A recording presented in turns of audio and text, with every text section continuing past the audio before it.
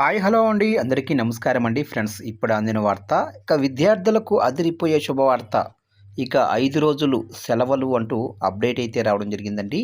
అయితే ఇందుకు సంబంధించిన పూర్తి వివరాలైతే మన వీడియోలో తెలుసుకుందామండి. అంటే ఎప్పటి నుంచి ఎప్పటి వరకు ఈ సెలవులు, ఎందుకు ఈ సెలవులు అనేది క్లారిటీగా తెలుసుకుందామండి. వీడియో మాత్రం పూర్తి వరకు చూడండి ఫ్రెండ్స్, అప్పుడే మనకి పూర్తి సమాచారం అయితే తెలుస్తుంది. క్లియర్ చేయకుండా టాపిక్లోకి వెళ్ళిపోదాము. ఇక ఈ నెలలో ఊహించని సెలవులైతే వస్తున్నాయి. 1-2 రోజులు కాదు, ఈ వీకెండ్‌లో వరుసగా 5 రోజుల పాటు సెలవులను పొందవచ్చు. అంటే లాంగ్ వీకెండ్ అన్నమాట. ఇక ఏ రోజు, ఎందుకు సెలవో తెలుసుకుందాము. జూలైలో పండుగలు అంటే ప్రత్యేక పర్వదినాలు ఏమీ ఉండదు. కాబట్టి సాధారణంగా రెండో శనివారం అలాగనే ఆదివారాలు తప్ప ఇతర సెలవులేమీ ఉండవు. వేసవి సెలవులు ముగియగానే వచ్చే నెల ఇది. అందుకే జూలై పేరంటేనే విద్యార్థులకు నచ్చదు. ఒక్క సెలవు లేకుండా నెలంతా వర్కింగ్ డేస్ ఉండే ఈ నెల ఉద్యోగులకు కూడా నచ్చదు. అయితే ఈ జూలై అలా కాదు. తెలుగు విద్యార్థులకు ఊహించని సెలవులైతే వస్తున్నాయి. ఏ రోజు, ఎందుకు సెలవు ఉండే అవకాశాలున్నాయో ఇక్కడ మనం తెలుసుకుందాం. ఇక తెలంగాణ విద్యా వ్యవస్థలో నెలకొన్న సమస్యల పరిష్కారం కోసం వామపక్ష విద్యార్థి సంఘాలు పోరాటానికి సిద్ధమయ్యాయి.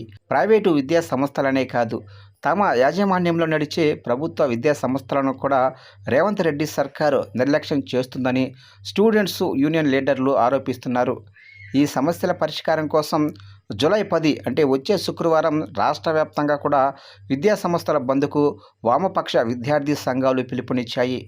ఇటీవల రాజధాని హైదరాబాద్లో ఎస్ఎఫ్ఐ, ఏఐఎస్ఎఫ్ అలాగనే పీడీఎస్యు వంటి ప్రధాన విద్యార్థి సంఘాల నాయకులు సమావేశమయ్యారు. ఈ సందర్భంగా విద్యా సంస్థల బంద్ నిర్ణయం తీసుకున్నారు. జూలై 10వ తారీఖున విద్యా సంస్థల బంద్కు సంబంధించిన పోస్టర్ను కూడా విడుదల చేశారు. స్కూల్స్ యాజమాన్యాలు, విద్యార్థుల తల్లిదండ్రులు ఈ బంద్లో స్వచ్ఛందంగా పాల్గొని సహకరించాలని విద్యార్థి సంఘాలు డిమాండ్ చేస్తున్నాయి.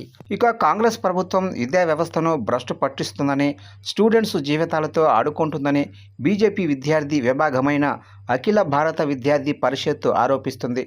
విద్యార్థుల పక్షాన పోరాటానికి సిద్ధమైన ఈ స్టూడెంట్ యూనియన్ కూడా ఈ నెలలోనే బంద్కు పిలుపునిచ్చింది. జూలై 14 అంటే మంగళవారం రాష్ట్రంలోని అన్ని ఉన్నత విద్యా సంస్థల బంద్ చేపట్టనుంది. ఈ మేరకు ఏబీవీపీ నాయకులు విద్యా సంస్థల బంద్ ప్రకటించారు. ఇక విద్యార్థి సంఘాల నిరసనలు, ఆందోళనలతో తెలంగాణ దద్దరిల్లిపోనుంది. దీంతో స్టూడెంట్స్కి వరుస సెలవులైతే రాబోతున్నాయి. ఈ శుక్రవారం అంటే జూలై 10వ తారీఖున వామపక్ష విద్యార్థి సంఘాలు బంద్ ఉంది. ఇక ఈరోజు స్కూల్స్ మూతపడనున్నాయి.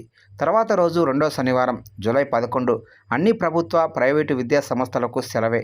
ఇక జూలై 12వ తారీఖున ఆదివారమే కాబట్టి సాధారణ సెలవైతే ఉంటుంది.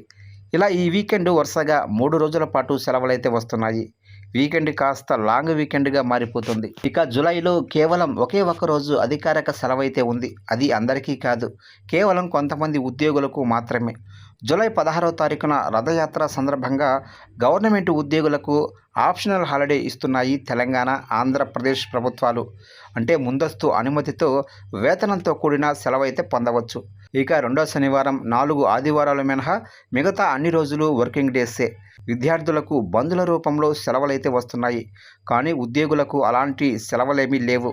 ప్రత్యేక సెలవులు లేకుండా పనిచేయాలి. కాబట్టి జూలై నెల ఉద్యోగులకు కాస్త కష్టంగా గడవనుంది.